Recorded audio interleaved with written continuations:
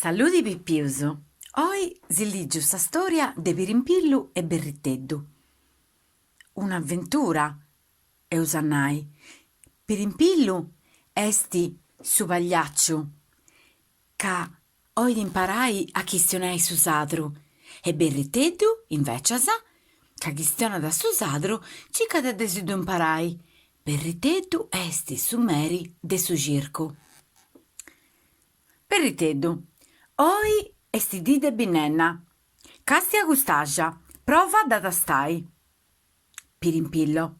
La vendemmia, che uva buona. Berriteddu. Bisaiu miu subiu duvadiat a pettighendi saja, pistendida quis peisi. Ah! Pensava Pirimpillo, pestava l'uva con i piedi per fare il vino. E Berriteddu, sa binnenna esti vinsasa o a festa. Canta con mei, po sa binnenna traballu mannu, aja madura e drucio cannu. Berriteddu, deu bessu unu momenteddu, tui avete a me noi. Pirimpillo, sì, io ti aspetto qui.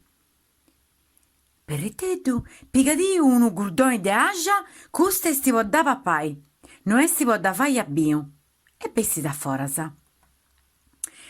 Pirimpillo, no, è meglio fare il vino. Pirimpillo salta dentro la cesta e si mette a pestare l'uva con le scarpe. Pirimpillo canta. Pista sagina in sa piscedda, aici vaeusu biu nieddu. Berriteddu torna e si mette le mani nei capelli. Oi Gesusu, mamma cos'esi? Pirimpillo salta fuori dalla cesta. Ho fatto il vino, deve essere anche buono. Berriteddu, Saja, non si vista in sa piscedda. Ah. Berriteddu, su piffero de burattinusu. E Pirimpillo, subito, oggi c'è un grande bisticcio.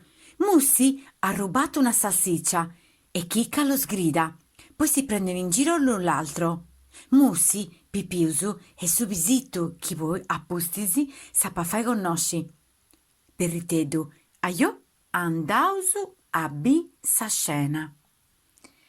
Saludusu de Pirimpillu e Berriteddu e arregodaisi Pippiusu de abarrai in domo.